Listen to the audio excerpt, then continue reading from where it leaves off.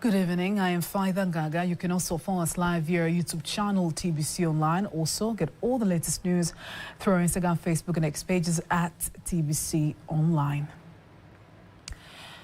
Prime Minister Kassim Majaliwa says the sixth-term government led by President Dr. Samia Suluhu Hassan will continue to prioritize the health sector, including employing more specialists as well as improving the overall sector's infrastructure at all levels. Majaliwa made the remarks today while responding to a question asked by Specialists Member of Parliament Jacqueline Andrew, who wanted to know the government's plan to ensure that all districts have access to specialist doctors up to the health center levels. Mpango wa serikali wa kuhakikisha kuwa huduma za afya zinatolewa kwa uhakika na usahihi. The government has planned to ensure that healthcare services are delivered with certainty and accuracy is a priority. We continue to train Tanzanians in various universities across different fields. After training them, we employ them, and I would like to thank the President for continuing to issue a work permit for healthcare sector personnel. Meanwhile, we are also enhancing the infrastructure for healthcare services, such as dispensaries, health centers, district hospitals, regional hospitals, and referral hospitals. He adds that the employment issued by the government allows to employ medical doctors, including specialists in maternal and child health doctors and surgery specialists, whereby currently the cases are being handled at the district level. The Prime Minister insists the government's current plan is to ensure that health services are more reliable and efficient, and that is why a strategy was set to send Tanzanians to study in various universities so that to elevate quality of services provided to citizens. In other news, the Regional Director of the World Health Organization, WHO for Africa, Professor Mohamed Janabi, says in the implementation of the priority to reduce financial dependency in the health sector, he will ensure that African countries develop joint strategies to establish pharmaceutical industries. In addition, he will closely collaborate with policy makers, policy implementers, sectorial ministers, and heads of states to promote the use of domestic funding in addressing this dependency. Speaking in an exclusive interview with TBC News, Professor Janabi also outlined his plan to strengthen traditional medicine sector in Africa in collaboration with stakeholders in this vital sector that serves millions of Africans. My dear reporter, you heard early this year that the main donors have either reduced their donations or some of them, for the time being, have stopped completely. So it has affected a lot the World Health Organization. And Africa is affected because we are part of the World Health Organization. We get our funding from Geneva and the Global World Health Organization. So in my priorities, the 7 priorities which you mentioned, one of them is sustainable financing. There are many discussions which we should involve. One, how much are we involving the private sector? So I really need to engage with the private sector. I really need to engage with financial institutions, commercial banks.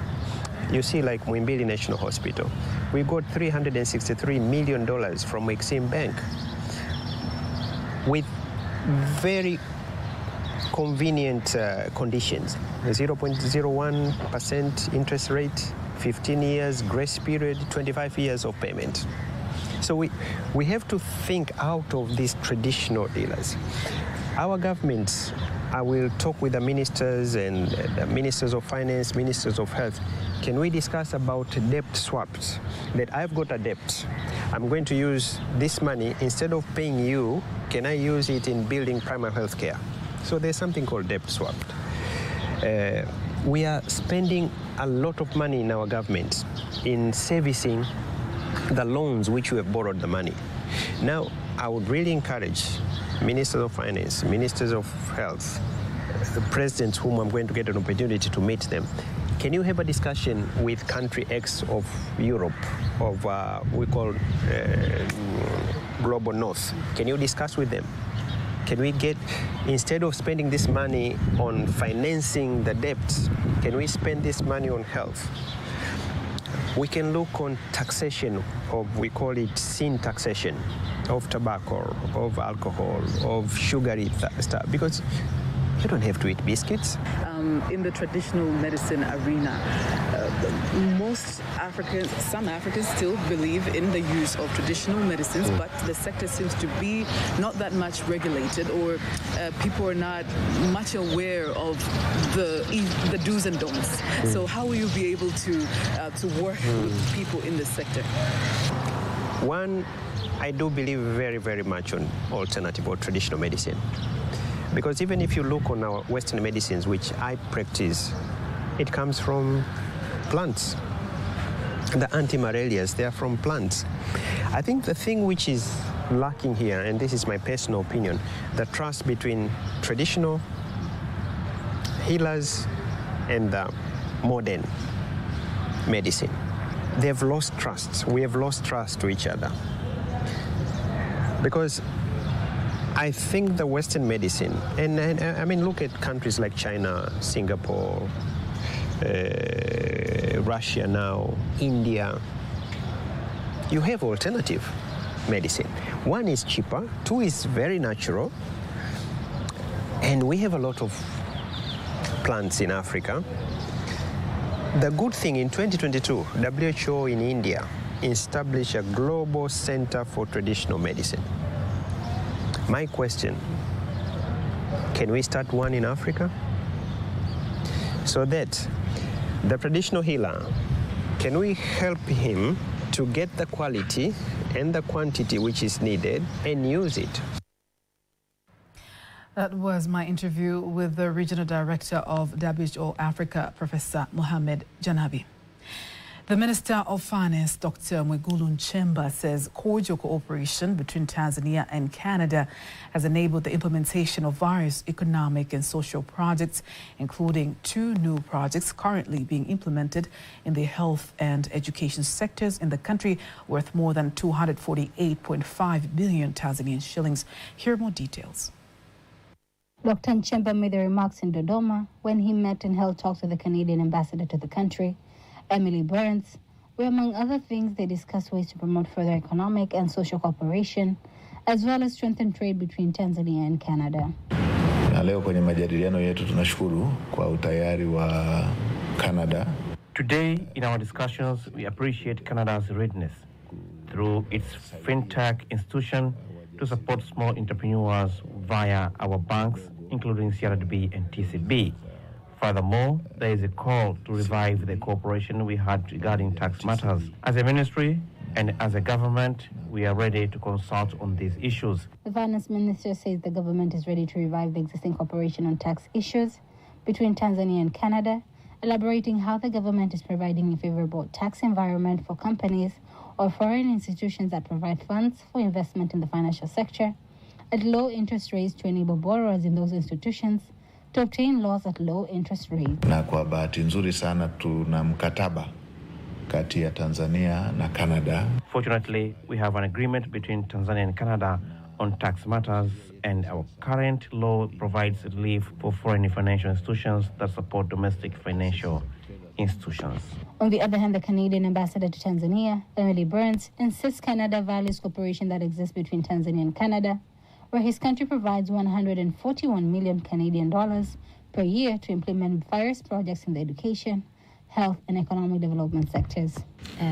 Partnering with Tanzania on an investment of approximately 141 million Canadian dollars annually, working together on health and education, but also on climate action, economic growth, and governance issues as well. And our programming is successful because of the partnership that we have with the government of Tanzania. We have a number of Canadian partners working here, and I met with them very recently to discuss how the program implementation was going. She commended Tanzania for managing its economy efficiently, making various international institutions, including financial institutions such as the World Bank and the International Monetary Fund, citing Tanzania as exemplary based on its performance in financial and economic policies management. The Vice President of Tanzania, Dr. Philip Mpango, has challenged environmental stakeholders to promote the use of waste and plastic recycling technologies, reduce illegal tree cutting for firewood and charcoal, and increase the use of clean energy for cooking. The Vice President made the call during the World Environment Day celebrations held at national level in the Dodoma region. I would like to take this opportunity to express my sincere appreciation to all stakeholders involved in environmental conservation efforts. This includes activities such as tree planting and the establishment of green gardens. I also encourage the adoption of recycling technologies to manage organic waste and to discourage the use of firewood and charcoal, as they have significant negative impacts on the environment, human health, and the economy. It is therefore important to emphasize and implement the use of clean energy as a means of reducing environmental degradation. The Vice President also stresses the need of mobilizing and educating the community on the importance of environmental protection, which requires the cooperation of all stakeholders at all levels. Addressing environmental degradation, the government has taken various policy and strategic measures, including the adoption of National Environmental Policy of 2021 and the National Environmental Conservation and Management Master Plan covering the period from 2022 to 2032. Additionally, there are laws, strategies, and guidelines that address environmental issues to promote sustainable environmental conservation for the benefit of both the current and the future generations. In other news, Tanzania has reduced maternal mortality rate by 80% in a 7-year period, from 556 deaths per 100,000 live births in 2016 to 104 per 100,000 in 2022. The success is attributed to increased political commitment, an increased number of maternal emergency care and newborn care facilities, a growing health workforce, and the conduct of maternal and perinatal death reviews and surveillance at all levels. Kanki Mwagomole reports. Bloomberg Philanthropies and the government of Tanzania are meeting in Dar es Salaam to discuss Kigoma's success stories in reducing maternal mortality. The acting chief medical officer, Ministry of Health, Dr. Mzee Nasoro, says the success is due to an increased number of emergency obstetric and newborn care facilities in Kigoma region. When these implementing partners came to us, they complemented the efforts of the government, and we directed them to go to these regions which were actually really in need of the intervention of this kind. So they went to Kigoma in 2006, and they were engaged with the local government, that is regional health management team, and the CHMTs, that is council management teams, to implement the activities which were aimed at improving the infrastructure, especially the health centers and dispensaries. Meanwhile, the board member of Thamini Uhai, Dr. Nguke Mwakatundu, says the program took a comprehensive approach, upgrading village-level health centers by constructing operating rooms, training non-physician clinicians to provide emergency obstetric care, including performing cesarean sections, incorporating family planning into health centers, and running mass media campaigns, and employing community health workers to educate community residents about the importance of skilled birth attendance and family planning. We are working in ensuring this is happening at the center level and not hospitals. During the time of the implementation of the project in the beginning, it's only hospitals, from these two hospitals, that we are doing cesarean sections. So our project was emphasizing that we should go closer to the communities and do that in a center level. So we were able to do that under government's oversight, and we successfully showed we can reduce maternal mortality and newborn mortality at the health center level by doing cesarean services at that level. Kigoma region has evolved over 3 phases to improve and sustain the availability and access to high-quality maternal and reproductive healthcare services.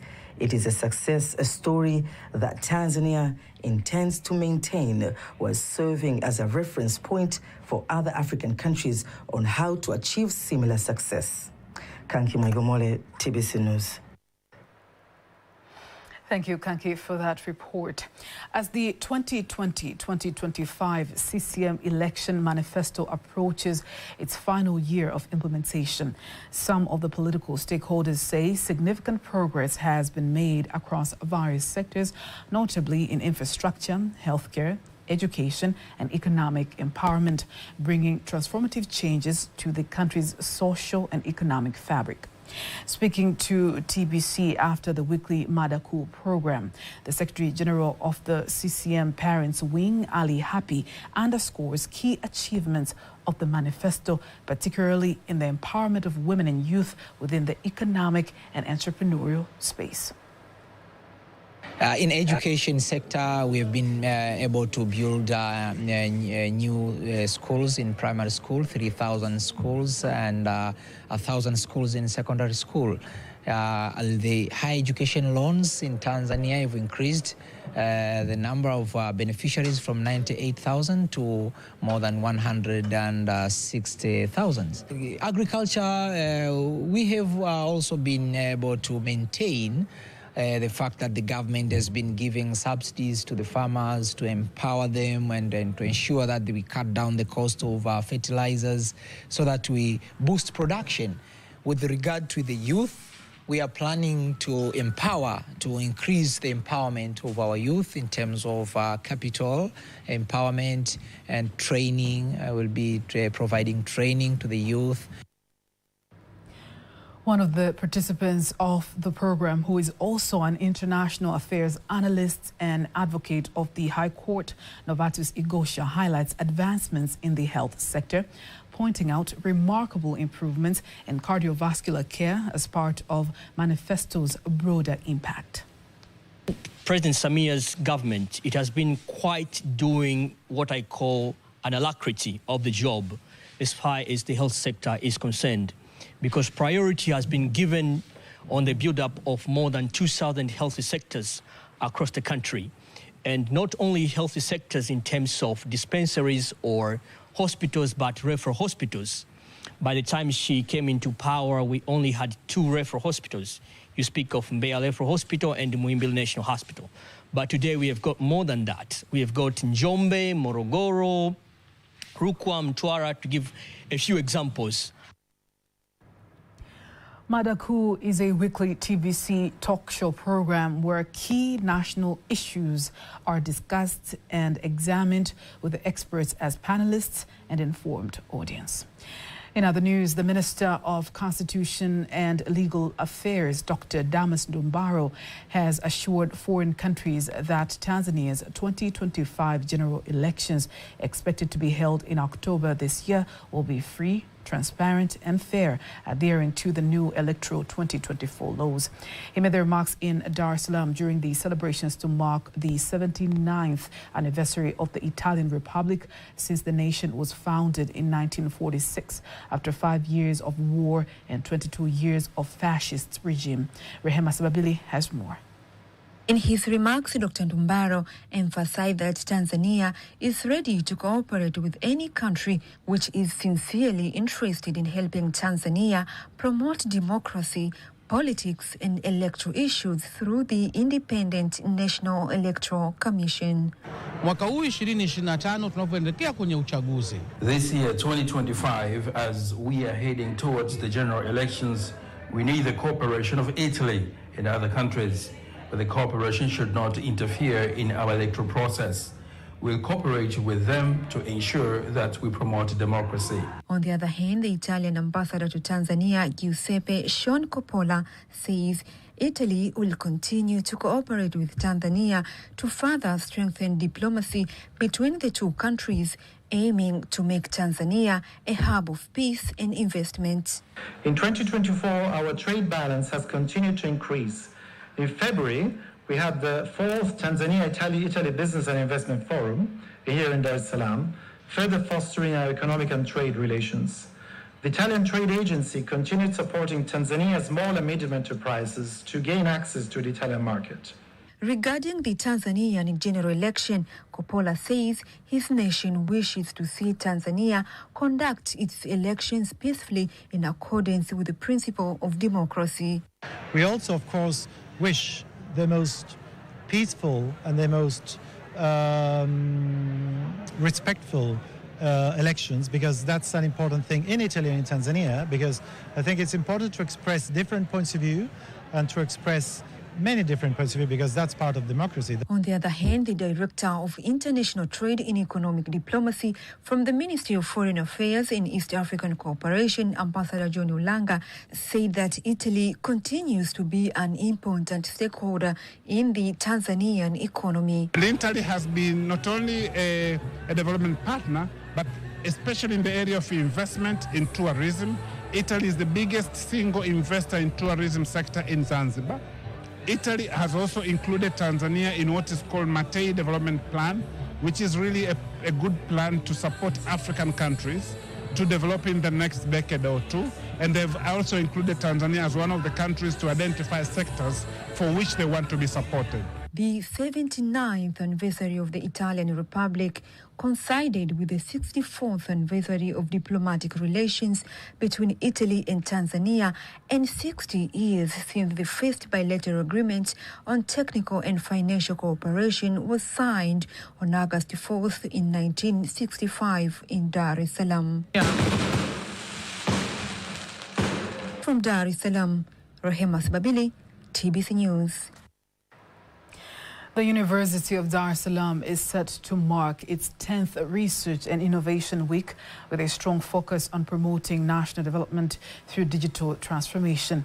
Speaking ahead of the event, the university's Deputy Vice-Chancellor, Professor Nelson Boniface, underscores the importance of the platform in shaping communities. He adds that digital technology offers a powerful tool for spreading knowledge and driving innovation at all levels of society. With the aim of bringing together people from or stakeholders from the academia, industry and the government in order to strengthen the collaborations and to explore opportunities for commercialization and research outcomes, with the aim of making sure that the UDISM conducts research and innovations that are relevant to our society.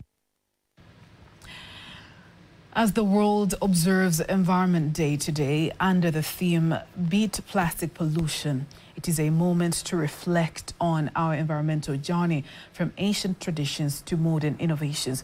We need to tackle the life cycle of plastics, enable the deployment of alternatives, and stop plastic pollution leaking into the environment. Kanki Mwagomole has prepared the following feature. According to the United Nations Environment Programme, more than 400 million tons of plastic is produced every year worldwide, half of which is designed to be used only once. Of that, less than 10% is recycled. An estimated 11 million tons end up in lakes, rivers, and seas annually. That is approximately the weight of 2,200 Eiffel Towers altogether. Microplastics, tiny plastic particles up to 5 millimeters in diameter, find their way into food, water, and air. It is estimated that each person on the planet consumes more than 50,000 plastic particles per year, and many more if inhalation is considered. Discarded or burnt single-use plastic harms human health and biodiversity and pollutes every ecosystem from mountain tops to the ocean floor. With available science and solutions to tackle the problem, governments, companies, and other stakeholders must scale up and speed up actions to solve this crisis. World Environment Day spotlights the growing scientific evidence on the impacts of plastic pollution and drives momentum to reuse, reduce, reuse, recycle, and rethink plastics used to build a cleaner and more sustainable environment. Kanki Mwegomole, TBC News. On that note, we are ending our news bulletin for tonight. Don't miss our next bulletin in Kiswahili at 11 p.m. I am Faida Ngaga. Good night.